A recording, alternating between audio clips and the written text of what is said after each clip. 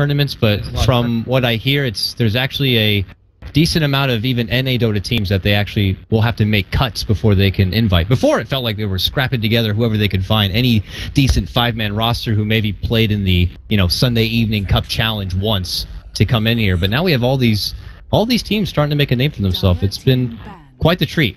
What do you think about this matchup, though? It's Sector V, formerly of Not Today, and the new FireDota squad. On Dota 2 Lounge, everyone has it as almost a 50-50. Do you agree with that, or do you think one team should have the upper hand over the other? Radiant team ban. Oh, you probably need to mute co-broadcaster. What you're going to do is you go up to the options thing, over to audio, and on the right-hand side, there's a mute co-broadcasters thing. You might have to tick that box. Then you won't hear me in game anymore. And then I think it should be good at that point. But while you get that sorted, oh, you got it? Sweet, awesome. So I asked you, who do you think the favorite would be coming into this? I honestly have no idea. You don't really know. I didn't really watch them play too much. I only saw the Sector game where they picked Naga Broodmother Kodo against DC. Mm-hmm. But that was one hell of a weird ass draft. It really was. It's gonna be a complete difference. It'll be a bit different here. We've also seen a bit of a hot and cold, showing from Fire. They got shut out from Pain, but then they were able to crawl back. But of course, that was against Union Gaming. It's just Union Gaming after all. So this is gonna be a bit of a tougher test for them. But look at this draft here. Look at this draft. They're gonna get the Lena Clock Shaker on Sector Phi. Fire get their prized Bounty Hunter, and they'll follow it up with an early Phantom Lancer grab. So. Envy, early impressions about the draft? Not a big fan of this. I mean, Bounty Hunter first pick, alright, job, I guess. Over Lena, I mean, that's okay, I guess. Then they follow up with PL second pick, and I just don't find that hero that strong. What about the hero? I mean, you say that, but a lot of teams are still playing the frickin' hero, so what are they missing out on that that Phantom Lancer doesn't really seem to come up to snuff with? Is it just better options out there, more people just going for an AM or an Ember instead? Or what is it about a Phantom Lancer that just doesn't make him as good? I just don't... It's not about comparing him to other carries, it's more so about how he compares to like a Tuskar, or not a Tuskar, I guess he's banned. A lot of the other heroes, like a Clockwork, Earthshaker, like whatever, like just other heroes. Something like a mid hero or something. It can be whatever. I just don't think he should be first two.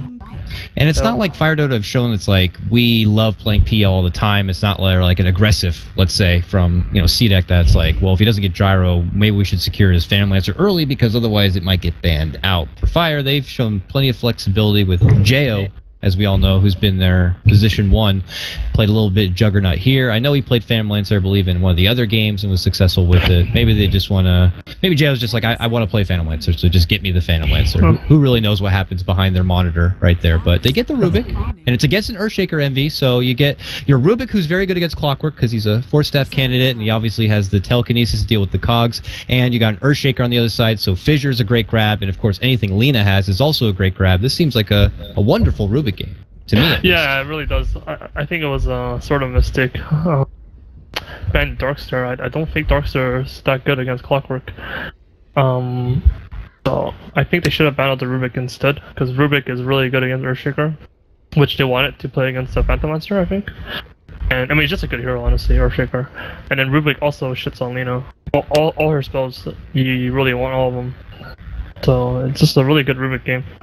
And I'm kind of surprised that Jo is doing the picks over Fluff. Was it always like this? Yeah, actually I didn't notice that till now. I could have sworn in some of the earlier series Fluff was their drafter. Maybe that's why we saw the PL early. He's like, it's my hero, I'm getting it now. I mean, do you feel like that maybe some core players can have that kind of mentality where it's just like, I want to secure something special for myself before we move on forward? Or is that too selfish thinking for a drafter? Well, sometimes it's kind of more like what is it? Like you might not be thinking it. It just might be you just might itch to pick it, and then you just do it based on your feeling. You're not investing enough time in thinking probably what the big picture is as far as other options that you could have gone for instead. It doesn't seem like a red flag that they would have to ban the Phantom Lancer in that second phase, so they might have been able to get away with leaving him out there and then pulling him in later. But they've already made the commitment, Envy, so they're stuck with it for now. Sector V respond with a nice pick. You don't see this from a lot of your just standard Tier 2, Tier 3 teams. A Visage coming out usually requires quite the, you know, crafty player to be able to do serious work at the Visage, but Sector V feel like that they've got it. But without a Drow or anything else that's a common partner, unless they creep in something like a Lycan, maybe. How do you think Visage looks here for the side of Sector V as being their 4th pick? I actually think both sides of the picks are very solid so far. The one issue I see is Lina going up against this Queen of Pain mid with a Bounty Hunter. I don't know how much... It's gotta be Earthshaker Lina mid, I guess, versus Bounty Hunter Queen. I guess that could work out. Just Visage with Lina isn't that strong. But Earthshaker Lina, we'll have to see. I think Earthshaker's gonna stack in mid. Yeah, stack, hang around, be close in case there's pressure. I feel like if Fire loses the lanes, I don't know. I'm not too sure. We'll have to see. This Clockwork isn't that good against Queen or Phantom Lancer. Like, they can both get all of the hook shots. I don't know. And Lina, like, even if she gets an early Yule, she won't kill the PL either. Because he can also just get out. But he'll kill the Queen. We'll have to see. So far, I like Sector's picks more, but it really depends a lot on the early game. Because when you have a Bounty Hunter in your team, like, the early game, it can go really one-sided. Yeah, we've seen across many Dota games where a Bounty Hunter just kind of makes the game instantly right off the bat, or where it can get shut down. One of the biggest games I've seen a Bounty Hunter shut down was the EG versus VG game when FY ended up going like 0-8. They had that off-lane Enchantress and the Treant Protector just to make sure that whenever Bounty Hunter was to pop up, there would be no easy target. Obviously, Enchantress is hard to get a hold of with the Untouchable in a awkward core position as it is, and then of course you have the tree heal to come in globally to help out anyone he makes the jump on. But for here, they don't have those kind of options, so it's just get a sentry in the mid lane, have someone like an Earthshaker nearby just in case, and withstand the early poking pressure of this Bounty Hunter. Yeah, because right now what I all right. Oh wow, they picked that Spirit Breaker fucking fast. They knew they wanted that.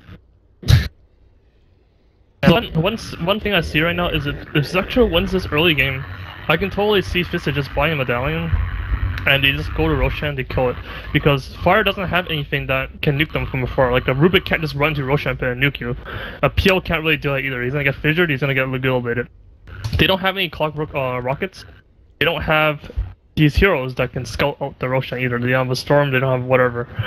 And so if Sector gets the early advantage and Bounty Hunter's not level 6, they can just run into Roshan pit and just kill that Aegis, and then they can just start pushing. And like, Fire doesn't really have any spam. They have a Rubik that has a nuke, but then Queen to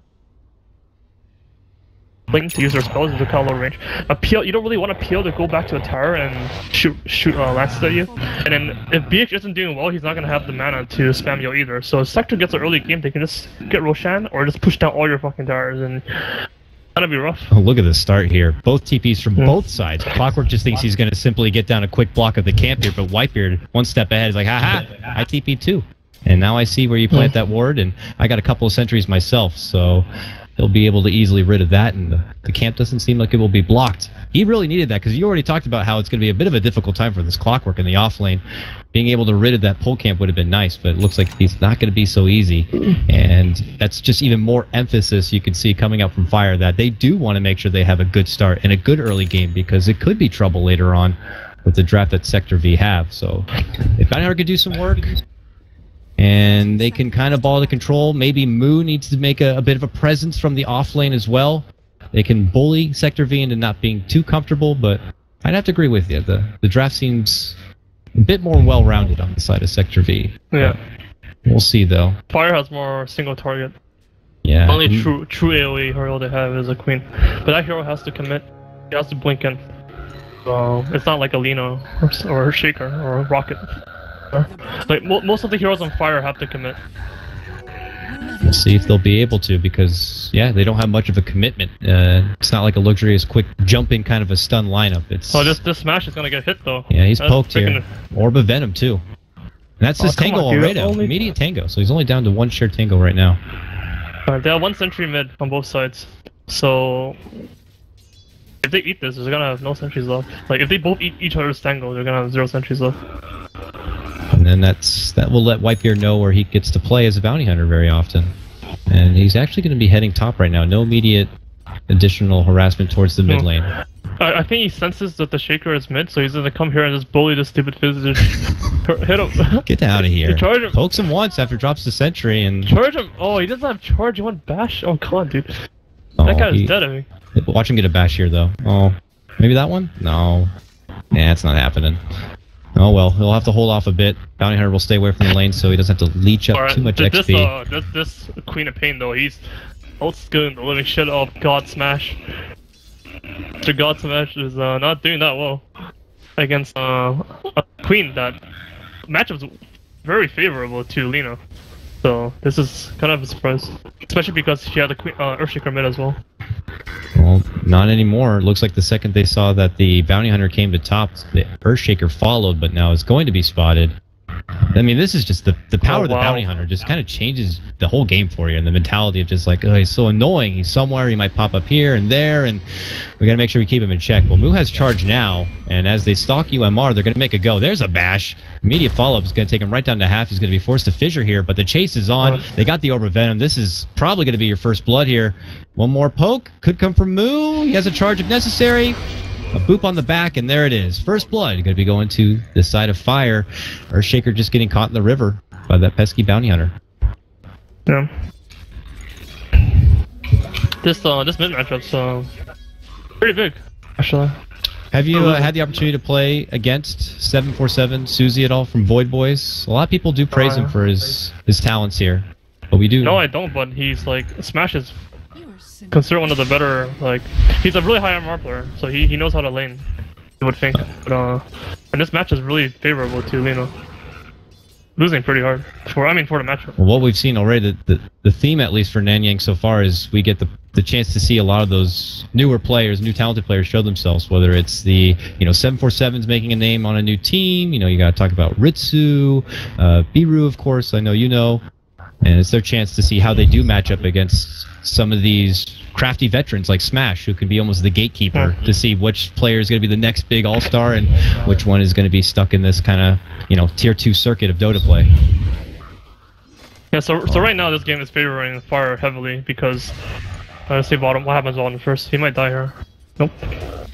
So they're able to pull freely if they want to. Rubik could have pulled, but he decided not to this time because he wanted to kill. It's too bad he didn't pull instead. They're going for Oh, he's gonna get the courier as well. There's harassment all across the board. The courier is going to be going down. They might be able to get Moo here, but they actually ran out. He's a spirit breaker though. He's a spirit breaker. He heals up. The value stout. Tango, whatever it takes. 5 armor. Spirit breaker cow. I mean, this game is looking freaking disastrous for They're not able to pulse, or the supports are very low level. This is the power, I feel, a lot of it, the bounty, as he just waltzes through mid. Thanks for the quick obs. Takes it down and walks right on through, as if things were hard enough already for Smash.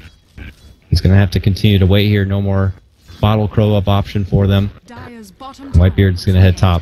So you're in a game right now where it seems pretty damn crippling here, Envy. Almost all 3 lanes not going so well for Sector V.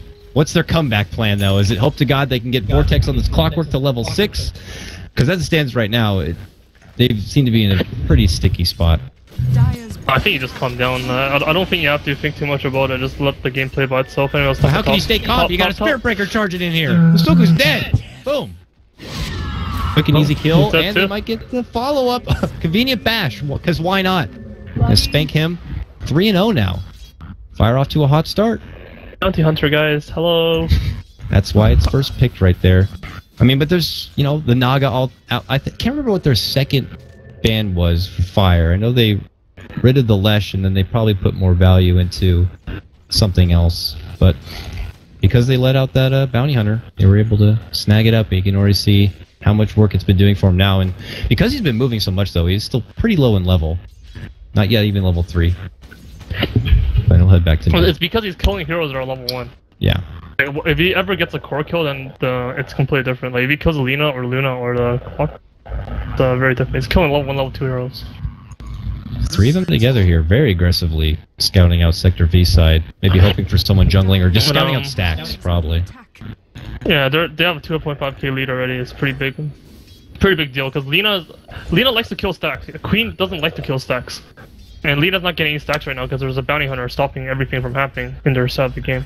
So this Queen is actually winning really hard for a lot of reasons. Like Lena's not gonna be able to catch up from stacks, like stuff like that. I mean, oh, he's going in mid. Yeah. They're going to be poking a bit right here, but there's also commitment towards top. 3 of them show up, and they're thinking of making it go into Masoku here, but they're able to waltz away under their tower.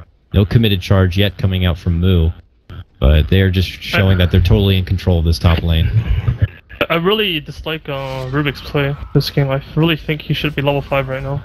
Just from pulling. He missed already 2 pulls. Yeah. I think he should be top. He did put... Because I think this Queen of Pain being level 7 should be enough to deter, like, to not let Spirit Breaker die. If they go on the Spirit Breaker top, Queen can just TP top and stop it all from happening. I don't think this Rubik needs to be there. Big Rubik should just be happy pulling. She will need a TP, which looks like is showing up right now. So if they do want to get in a bit of a skirmish up here, they can have that 747 Queen of Pain rotate over, which they might need her to do because look at Clockwork. He's top lane now. Oh, I just bait this shit, dude. Yo, Mr. Cow, just go in. Moo. What an appropriate name, by the way. But mid lane, though, yeah, that's where the charge is actually going out. They're going to see Smash. They sidestep. Mana to Jolie, I mean, yeah, Dario. Okay. Well, quick scream and it's over. Moo shows up a little late to get involved with the XP, but the job has already been done. Smash will go down again, and Fire continue their untarnished 4-0 record here. Top lane. Uh-oh, Fluff gets a pullback, trying to get harassment on the Luna, but he could be in trouble himself. There's going to be a fissure and a big soul assumption, and the punch at the end is going to finish him off. Rubik is going to be the first casualty for the side of the Fire. Right. There's no boots sensors. That was a good play by Queen mid. He went back a little, changed treads to a Jolie, then bottled up, and then changed his treads to int, so he had mana for ulti. I felt like he would have had mana for ulti if he just changed int in the first place, though. But oh well, I mean, he did the fancier stuff. That efficiency, though, needs to get the most out of it. Return of Fluff back to the top lane will hand up the clarity to Moo. But Envy, we really haven't talked about this bottom lane. I know it's the quiet lane, and J.O.'s just doing his job, but it's a Phantom Lancer that just is kind of going to be that insurance policy, I like to say, almost for Team Fire, where it's just like the 4 others are just getting already enough done as it is that J.O. could just take the time to farm up and then eventually, you know, show up and play. I wonder if he's going to go the BOT first item routes, or he's going to go the drums. Alright, top dead. Yeah, they got Moo there at the end. A Lucent Beam's going to be finishing him off. That's a huge kill, because now Fist is just getting to level 6, and Luna's already level 6. So they're able to turn around these fights now. Oh, soon. Anyway, they have level 6 on clock as well. Yeah, this is their chance. Mid-game is definitely something where the Sector V lineup can really shine here. I really hope this PL, like, he has drums now, but because he won this item build, does he have room? Oh, he already has a TP. I'm stupid, never mind. I thought he didn't have a TP. It's okay. I say stuff wrong half the time. I can't even see who's playing what these days. But for JO, the tower's down, and he just continues to just make work in this bottom lane. Whitebeard, as he just continues to scout. Threw together Arcanes. Still not close, though, to getting that level 6. I'm sure they would love to get this track gold so they can just kind of muscle forward. But it looks like they'll get a kill on the Smash. Just a quick kill. Quick grab. Sonic Wave is up in 2 seconds if maybe they want to consider another go onto UMR here. They have Fluff nearby. I think they can do it. They sweep him from behind. Business is showing up. It's still level 7. Oh! Doesn't catch him with the wave, unfortunately, but it doesn't matter. They got him. Oh, here we go. Pull up and throw down a Masoku. Why not? 1 by 1 they go. Okay, double kill. Now, look at this. Luna rolls in and says, "How's it going, everybody? Here's an Eclipse and she's dead." Envy, what the hell's happening here? They just fed 4 straight kills. Yeah, I think this game's I think they're just trying to grasp on straws. Like, they're just trying to come back by using a Luna Eclipse. Something like that. That was a bit ambitious there. I think in mine he went in there popping the R button hoping that triple kill would be coming out the end of it, but that was a very good rotation by Jail, honestly. Like, if had Jail not done that, like came from behind and stuff, then Luna might be able to get the Rubik kill, and then who knows what would happen from there. But he did come. They came, they saw, they conquered. And he has a very high CS for he has 73 CS, 78 is perfect at 10 minutes, and he has a tower as well, and he also has a kill, so he's actually insane. Oh, but he could be in trouble. Good hook shot from Vortex here. We'll get the catch onto him. He's waiting. Does have Doppelganger. Will be able to use it. Goes off to the other side. Fissure, not going to be there. He'll turn the corner, and he should be able to walk away. That pesky PL, and that extra bit of durability, of course, from those drums, certainly helped out, and he makes it away to safety.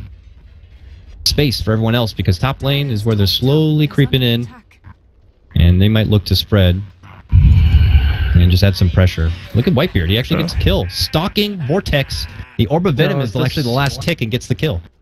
This Earthshaker needs to fuck off, and so Visage gets level 6. They basically need Eclipse, and they need level 6 on Visage, and then they need to try to get some sort of YOLO play and get one fight, because they're so behind right now. If they get one good fight, they're gonna have a lot of gold. But this Earthshaker really needs to go away. Him and Masoku both are still trying to get level 6. We want the birds. We want the Echo. No, you really don't care about the Echo. I get the birds, please.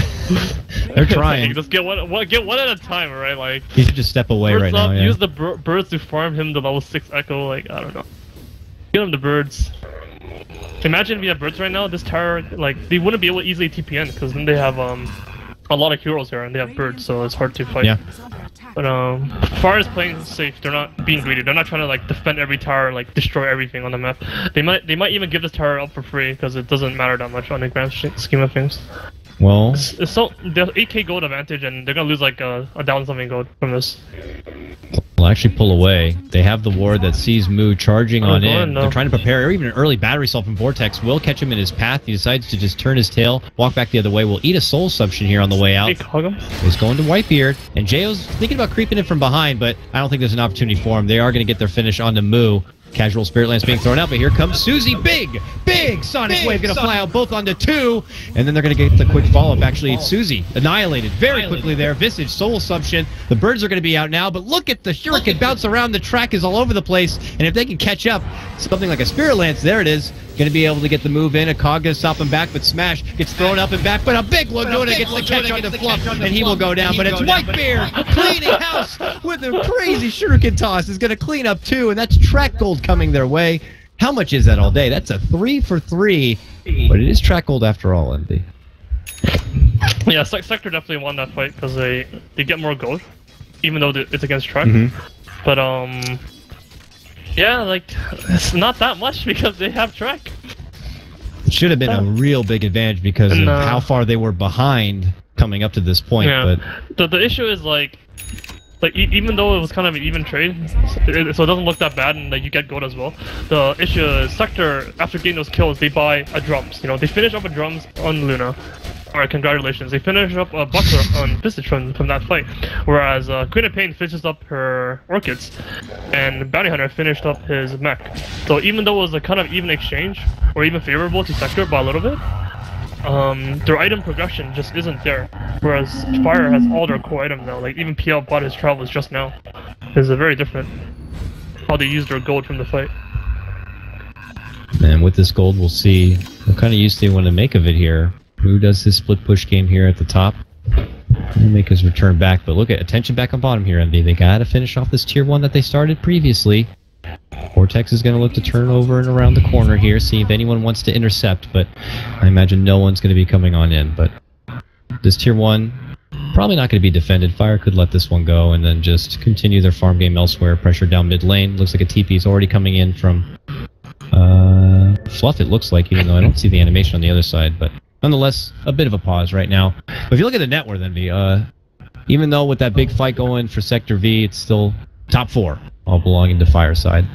I mean, it's super hard for them to lose this game, honestly. Let's see, what did they need to do this game, though? I'm not exactly sure, because like, they just need to survive, but like, how? Because now the Orchid's a mech, like, you can't win fights anymore. It doesn't matter how well you play those fights. I don't feel like you can win. Fire have to, like, lose... Like, they have to disconnect during mid-fight for them to lose the fight, I feel. I've seen crazier things. It was just last game that we saw a player have to step out due to a hurricane, so I guess you never really know. I'll hope someone gets, like, something like that happens, I guess. They actually ended up winning anyway, so the hurricane wasn't even enough to stop Rue Gaming, so... Yeah, that's how I feel with this game. They might need more than that. They will get the tier 1 bottom lane, though, and just kind of walk away with a bit of farm as it is. I know you were acknowledging a bit about the buckler from Masoku as he's probably going into a mech, but not stepping up for a medallion? I mean, was it the right call to move away from that and what could have been Good Roche timing? No, I don't think so. I think he should have kept. I don't think he's gonna farm the mech. He would have had enough for the medallion. Oh, Dust is not going to catch there on the Whitebeard. Alright, they're gonna push though because they have a strong team fight lineup still. Whereas Fire has more single target. But I mean they can still lose fights. We'll see here. While they do stay clumped and close to this tower, this is just track after track after track here. But there is, yeah, as you said, a trade. Mid lane, this tier 2 still needs a lot more work. Sector V are persistent though. They want to finish what they started, certainly with the help of the birds. And they will get that tier 2 down. Walk back and away. And they might need to address their own tier 2 this mid lane. Are anyone going to try to get in there and cancel TPs? They're looking for it. Whitebeard is like, if I get this big shuriken off, I might get something. But for now, just minor damage on the smash. And the tier 2 does go down mid lane. So it's a tier 2 for a tier 2. But Vortex gets in at the last second with a TP. Hook shot onto Spirit Breaker. And he's like, I'm going to fight a PL illusion instead. Wait, how did Spirit Breaker get all of that? He just decided to commit onto the PL with a cog instead, it looked like. Oh, I'm not too sure. Because there's not a force staff on their side. Not yet. Yeah. Oh well.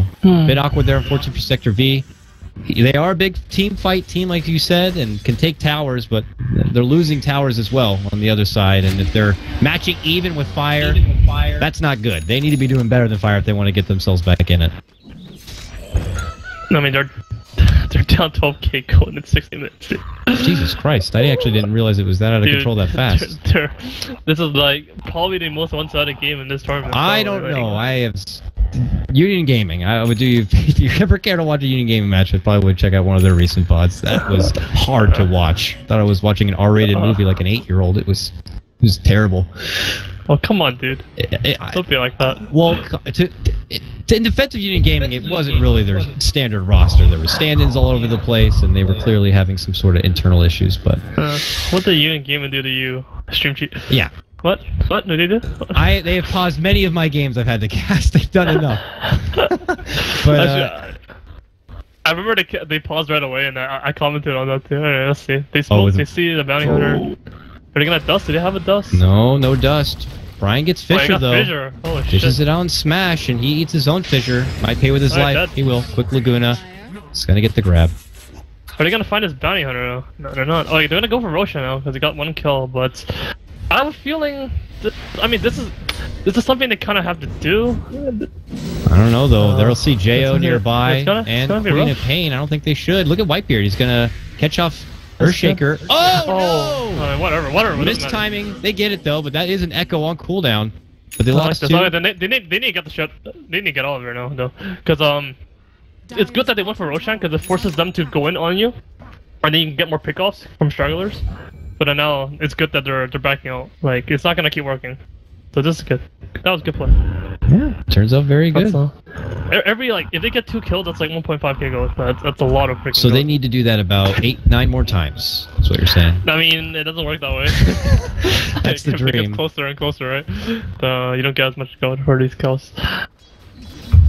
No, as it is right now, though, they'll separate. They'll play their patient game. If they can get a little pick here, they'll just... Smash gets into this.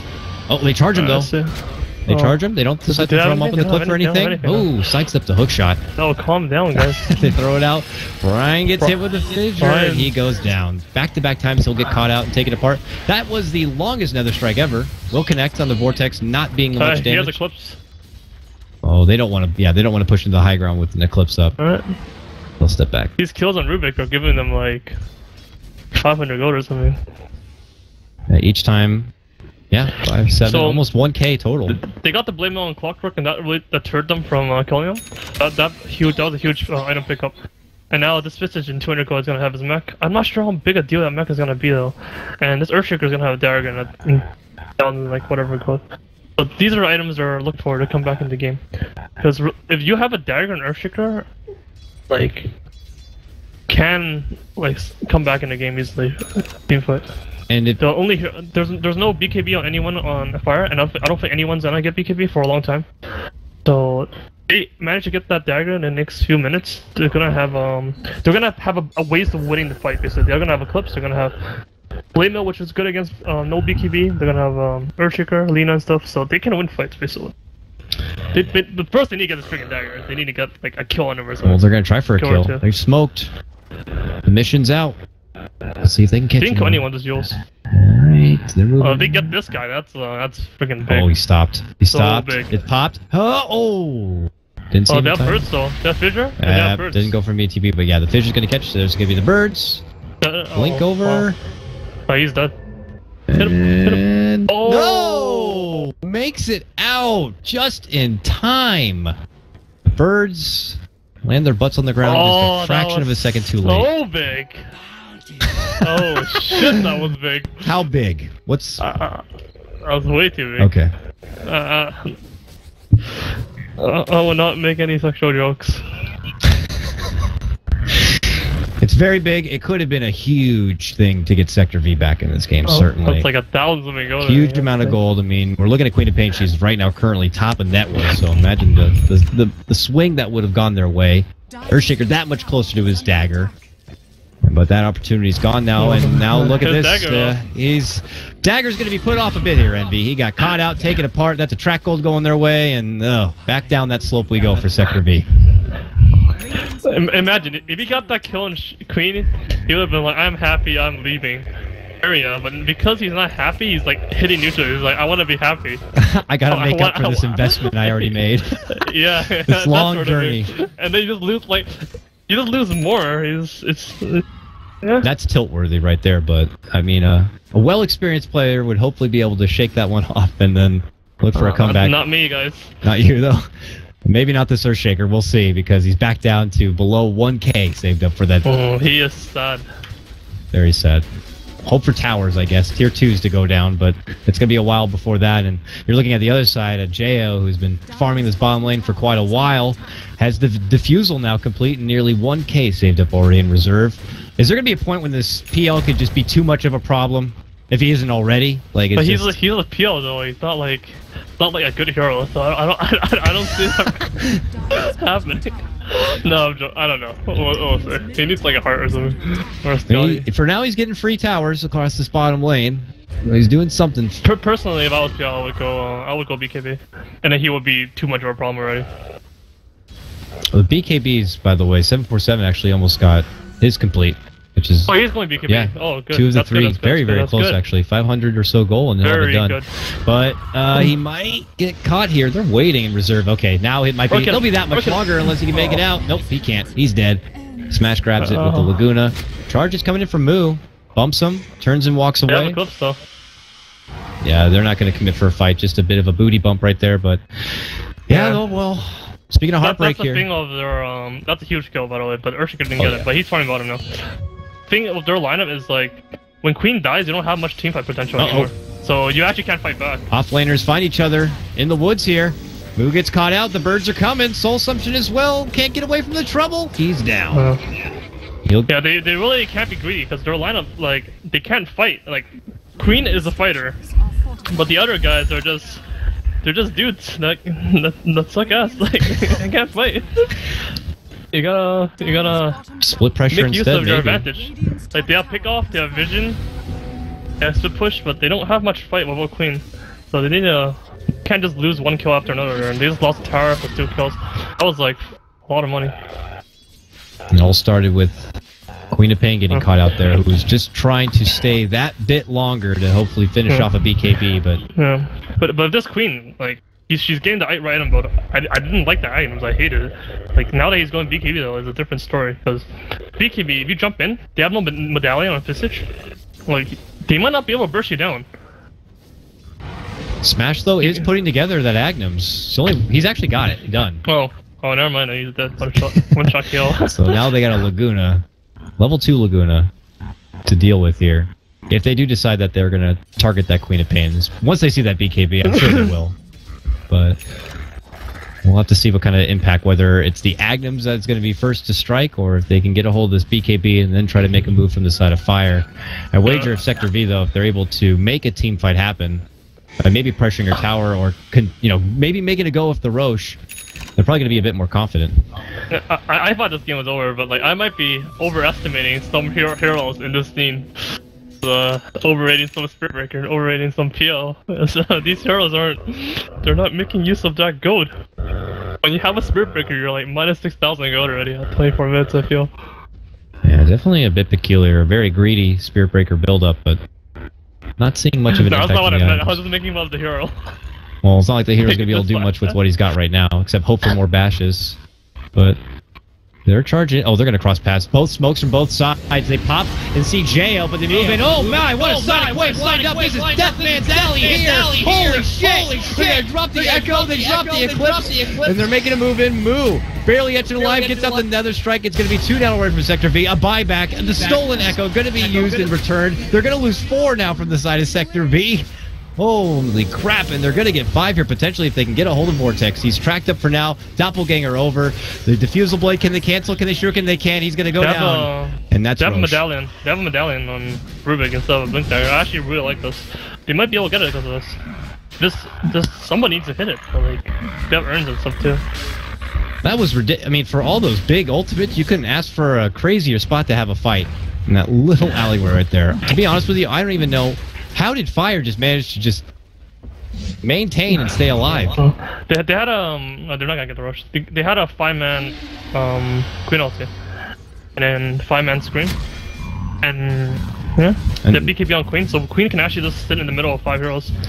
the downside for that Eclipse is you got PL illusions and so many people cluttered all over the place that it's probably rendered pretty damn ineffective at that point. So it couldn't really get the biggest amount of damage out there. I didn't really get the chance to see where the hell the Earthshaker Echo ended up going off, but I would imagine probably not in a spot he would love. But very, very rough fight there for Sector B. This guy has a dagger though on Shaker. Blessings upon He's tracked up, so he doesn't want to move. It looks like he's just waiting, not looking to give any extra intel to the Fire side. But they're going back into the pit. Now it's actually Sector V making go with the Rocher Envy, and they're going to get it. That's actually so funny. All right. Oh Oh, wow, he's making space of a clock. yeah. Catches out He's going Whitebeard, in. but they're looking to go on to him. He's going to lose all of his mana. He's trying to reflect some of the damage with the Blade Mail, but it's not going to be very effective. Alright, get off. Roche down. It's going to be a Sector. smash with the Aegis You can't here. fight Sector. Don't fight this. You They're cannot gonna go. fight. They want to fight, and that means No. Luna's gonna go down. Fluffy to Solar. And now he's gonna get in trouble now. Masoku is gonna get body bumped right here. Laguna flies, but it's the last breath of Smash. Come on, dude. Disaster all over the place. Smash returns. Smash holds on with the Yules and goes down. Yeah, Double so kill for 747. The play they needed to do in that fight was they needed to get this Roshan, and then they needed Earthshaker to drop his TP roll for Lina, and he just blinks out and everyone TPs out at the same time, except Clockwork. That guy's dead. I mean, that's actually what they needed to do. But they didn't really, like, they got greedy. They got the Roshan. They're like, oh, maybe we can get more, you know, because we have the Aegis now, guys. And then they try fighting, and they can't really fight in that position. I agree. And, well, now they're going to be punished for it here. Though, if you talk about what they could have done and tried to sneak in, you got to remember Bounty Hunter had Earthshaker tracked up, keeping a watchful eye. It would have been very hard to make any sort of crafty play against Fire at that point. But look at this. Look at this. A TP in from behind, pop a BKB, pop the Eclipse, gets the catch there onto Whitebeard. Jo decides to turn around, Spirit Lance onto Vortex once more. And the Scream will fly out. BKB is going to prevent the backlash from the Blade Mail. Vortex will go down. Smash is making a move for Jo here. Jo going to get caught with a Fissure. Soul Subject going to go on the illusion instead. Doppelganger up to the high ground to walk away. And there's the Echo, the catch, and a Laguna. So much hate onto him. And he does get dropped. And now Lou shows up. BKB pop from him. Nether Strike. They're going to get the Fish connection onto Luna. The lift is going to be there on the Masoku. Brian eating lots of damage there from the bird. Soul Subject, he's dead. But Moo gets a double kill, now able to finish off Masoku. And he's like, I got to get the hell out of here. He charges away to safety. It's a freaking bloodshed here, man, from both teams. I mean, Luna came back, went in, got a kill, but then got killed quickly thereafter. It's a 3 for 3. Sector V actually getting most of the gold from that trade. Yeah, Probably just dropping down Jo. It's 3 vs 3, and they got 3 track kills, but because they're so far ahead, they're still losing gold from these fights. But what really matters is what items they're gonna get from these kills, though. And I don't think they got any new items from these kills. So now I feel like Fire can just go and look for another fight, because they finished up their Velats, they finished up their Hearts, they finished up their Aghanims on Queen from that fight. It's once again like the previous battle where, like, sure, you traded evenly or even better, but because you have no items to buy, they have items to buy. The next fight you take, you're still at a disadvantage. Just Fire feels like being a couple of steps ahead. Could have just come from that early advantage they were already given from Bounty Hunter harassing the mid and moving up to top, and Smash just having a bit of a difficult time. Could all stride from that, but as it is right now, Sector B still need a lot more if they want to get themselves back in a good position. Uh-oh, committed jump here from 747, trying to get a hold of the Earthshaker here. Get him! There's the lift. Finally comes out near the back end of the TP, and it's going to get grabbed. Totem's going to be stolen. No fissure snag there for Rubik, but nonetheless, they are going to take that Earthshaker. Wait, is this best of one? It is a best of one, man. Oh god. Alright, good. Oh, that's alright. Is Winning this the last Peruvian team? This is the last Peruvian team, yes. Pain Gaming was taken out previously, though I think Pain is Brazilian, but we'll say last Southern American team, yes. All so right. they go down here. Oh, no! Tried to slide away, but gets caught regardless with the Sonic Wave. Moo gets out a couple of bashes, and, well, that goes Vortex. Clockwork's going to be out. Masoko even could be next here. Oh, my God. Are you kidding me? Oh, my. What the hell's happening? 17 gets the bump. Masoko dies, and that means the Raxes are exposed, and they're in trouble, Envy. 40 seconds for Smash and your Clockwork. Luna's alive, but she's farming. Can't do much right now to stop them. Looks like they might have to just sack the mid lane Rax. This could be the beginning of the end, potentially, for Sector B. I think this is the point in time where, when you're Luna, you just gotta increase your GPM as much as possible, so that when that game ends, you look good. Your dad Dota stats, you know, over time, if you do this every game, you can increase your GPM by like a good 50. And it looks good on your resume, so when you go out to other teams, you're like, look, I was on this team, but I always was the highest GPM. I had so much, right? Yeah, go carry. So actually, I would just GG, or I would go suicide on my close and just GG. I think that's the play. Well, looks like second Rax now in a bit of trouble here. Mid lane, they do get the connection onto the Bounty Hunter. Smash will do his full Lina combo and take him out. Vortex fix once with the hook. They're trying to commit in. There's going to be the catch as they try to go for 747. He's going to pop the BKB. Scream! Sonic Wave. He's going to be able to get the catch on your Earthshaker. Vortex could be next, but here it comes. The glorious Eclipse right in the middle of anything and everything. Almost looks like it's actually hurting the Clockwork, but Clockwork is going to be going down regardless. It's just really not doing that much effective damage anywhere else. Luna does end up going down. They charge on forward. They'll get smashed as well, and that could very well be the game here. And what this means then is that Fire will be moving on to face Root Gaming that we just witnessed take down Pain. And then we'll have to wait the winner of Cloud9 versus Digital Chaos, our next series. And then they have to fight that winning loser. Pretty impressive play by Jail and the Queen. I think White Bear also has good rotations.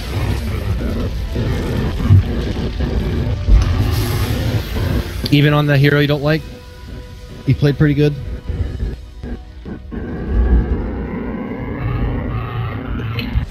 Myself. All right. It does fortunately work out for him this time. And that means that they will move on. And we will send our props and condolences. Unfortunately, Sector V, their Nanyang journey will be over. I'm sure we will see them in a future tournament. I believe they are also participating in BTS Americas, so we'll catch them over there. But congratulations to Team Fire. They will move on. And with that, Envy, we're way behind schedule, but we can hurry up and get into our main event today, the sweet best of 3 of Digital Chaos going against Cloud9. I'm sure you're looking forward to that one. I'm sure